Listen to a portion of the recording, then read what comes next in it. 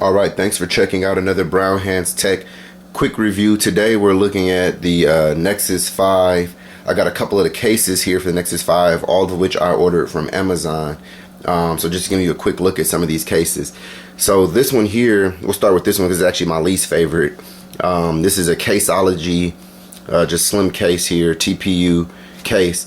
Not bad. All the cases were roughly between $8 to $10. I think this one was about $8.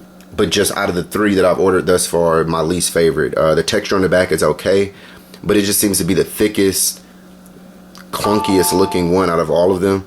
Not to mention, I'm really not a big fan of this huge branding here on the case. As you see, the other cases, this is a Caseology. This one's from Spigen, and then Diztronic. They each put their logo, but these just a little bit less, a little better, a little classier on the back of there, let's put it that way.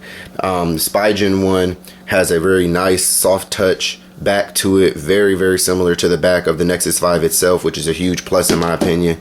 And then the Diztronic one here is very similar to the Caseology in design, where it wraps around the whole phone, just a bit cleaner. Even if you look at the edges without the phone in here, this is already thicker.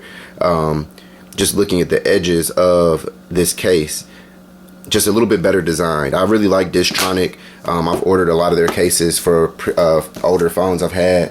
Doesn't have the soft touch like it said it would, but it is a very durable case.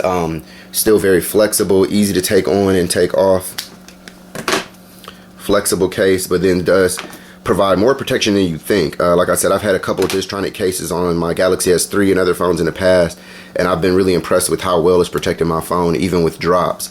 So doesn't have that same soft touch like the Spigen, and doesn't have a textured back like this one.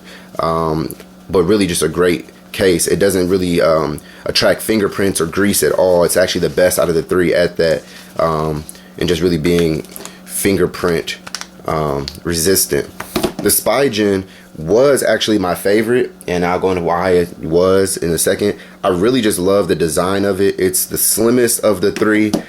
Each of them provides just enough to keep the phone from touching the ground when you put it face down, which is or the table, which was a big feature for me. The Spigen, though it is open, seems to provide enough distance at each of its sides where it won't touch the ground directly. Now I'm sure if it fell at just the right angle, it may be able to still get some damage on the front ends of the display here, which is a concern for me, which is a little bit another vote for this one once again, because it does cover all sides.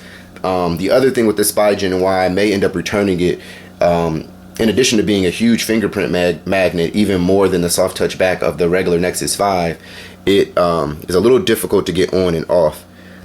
And on my first Nexus 5, it did scratch the corners pretty bad. Let's see. It did scratch the corners of the phone. So on my first phone I got, it actually took a chunk out of both the top two corners.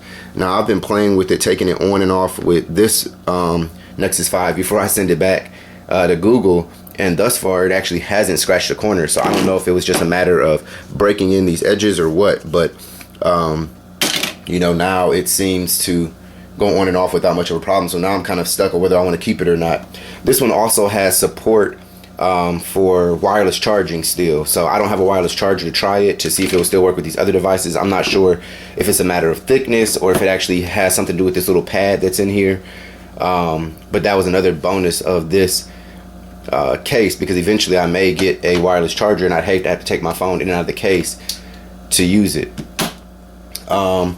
But again, yeah, maybe this just needed some breaking in. It's one of those things where once it's broken in and it's going on and off now, that's fine. But as soon as it scratches your phone, you're pissed. It only takes one time, and that's the whole point of the case, was to stop it from getting scratched. So I was a little pissed that my first one got scratched with this. Maybe the second time I took it off. And the reason, you might say, why take it on and off? The reason I've been taking it on and off on any of these cases is because dust and dirt and lint and stuff, more so lint, gets stuck along the edges and up underneath the case. So I'll take it out periodically just to wipe off that dust, that and just showing it to people, but mostly just you know, get the dust out of there, or lint out of there. And at the end of the day, it's my case. I should be able to take it on and off without having to worry about it destroying the phone or scratching the phone. So out of the three cases here, and I may still try one more from Caseology, it's supposed to have a fox leather back to it. Again, this one I definitely would not recommend just because it's just poorly designed. It just looks cheap in comparison to the other ones. These two I'm kind of torn. I was going to stick with my Diztronic because it's just tried and true, but I really like the design of this one. I like how slim it is. I like how so much of the phone is exposed, and I really love this soft touch soft touch back. That was one of my favorite things on the Nexus 5 itself, and I love that this keeps it even if it is a fingerprint magnet. Also, this one, with it being a little bit more exposed, is easier to wipe off the screen with a cloth or your shirt. With having the edges exposed, there's less stuff or less rim to get things caught, beneath the case. So I may end up keeping both. This one being a little bit of my more full coverage case. This one being maybe more my day-to-day. Again, with them only being $8 or so online, you can buy both and still be cheaper than most of the official cases. I'm a strong advocate of Amazon cases over the official, 20 and up cases. What I found over the years is that, you find a good case like this, and for the most part, it does what you need. I really don't like cases to begin with, but, they're a necessary evil. So if I have to get one, I prefer to have a smaller case. All right, so that's it for now. I will probably check out some more cases, and I'll be sure to share that. Again, Spigen and Diztronic, out of the three of these, the Caseology being the third, would be my recommendations. I will post links to the actual cases themselves, the full name and all that stuff on Amazon on the video. Thanks a lot. Also, be sure to check out brownhandstech.blogspot.com. Please leave me your comments, leave me requests, whatever it may be. Just put it right there on the blog. That helps me out a lot, in addition to whatever you put here on YouTube.